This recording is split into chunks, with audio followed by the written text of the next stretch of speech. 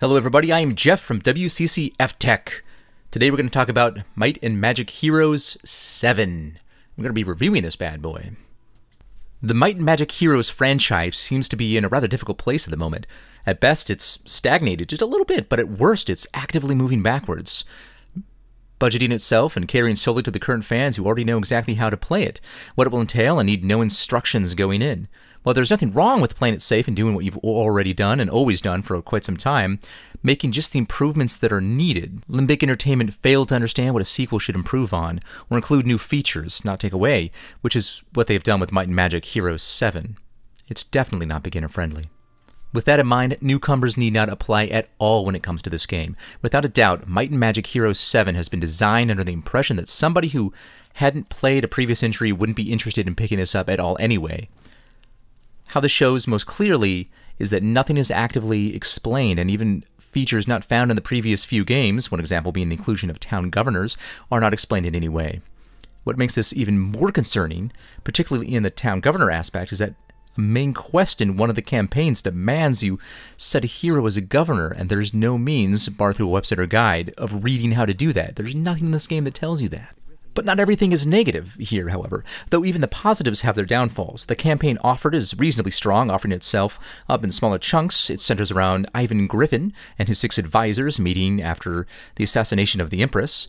Ivan is seeking the crown and wants advice on the way to go, what he should do. The 6 campaigns on offer give a separate perspective on a rise to power, each having a little story of their own. Once all 6 are complete, Ivan's campaign is then unlocked. This sectioning of the campaign into 7 separate stories has the benefit of offering more concise and manageable entries, easier to jump in and out, and specifically for shorter sessions, or the ability to jump in and out when and as needed, just in case you need to, because some people do have other things they need to do. Indeed, I would argue that this has by far the best campaign of any of the Might and Magic heroes in the series. Where the campaign falters is where the budgeting rears its ugly head once again. The cutscenes shown throughout, particularly during the beginning campaign and in between the stages, are nothing short of terrible, with ugly 3D character models that sit around a table while the voice actors go at it. As the conversation progresses, we get yet another still of the characters sitting there as if in the middle of talking, slack-jawed. It's downright hideous to say the least, and would be much improved if the characters were simply hand-drawn stills, alongside the voice acting, much like what is used in the middle of a mission when a story event occurs. And that ugliness is sadly maintained throughout the rest of the game. The majority of character models, particularly those found in the battles, are rugged, and a large number of them appear to have been reused from the previous iteration. Just a few of the models are animated reasonably well, but the rest are merely passable, often quite clunky in movement and never really seeming like they are interacting with each other and the world around them. The unforgivable sin that Limbic Entertainment committed with Might and Magic Heroes VII is in making some of the city development menus downright painful to use. What makes it all the more strange is that if you don't count bugs where text overlaps can occur and the unintuitive nature of navigating the menus, happens to be, it can be very attractive to look at, oddly enough. If you look at the loading screens, however, you'll see that Limbic were going for the stained glass sort of theme throughout the game. And, of course, it shows, with the day counter in the bottom right, which has that effect, and the overall town view shares the same theme, the stained glass theme. And it looks downright beautiful as a result. Why, then, the development menus within the town resort to blocks and circles with no real link to the theme is definitely a wonder.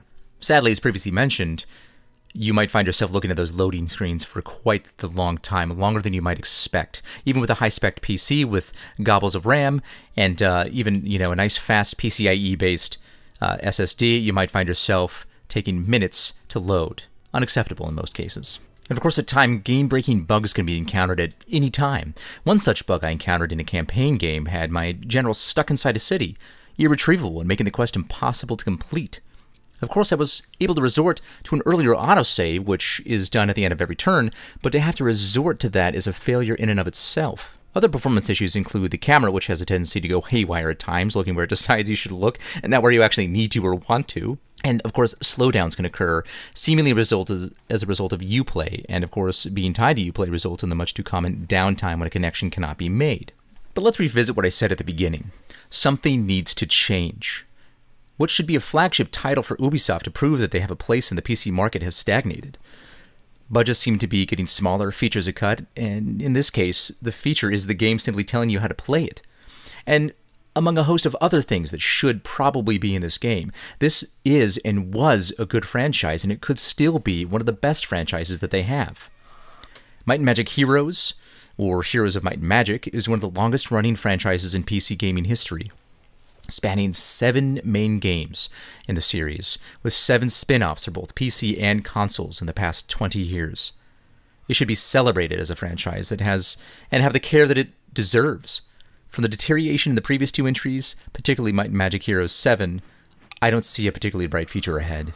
But the potential for the franchise still does live on. It could be something more than it is. All they have to do is just take a little bit of care in developing it, and it can be something better. I'm Jeff for Wccftech Reviews.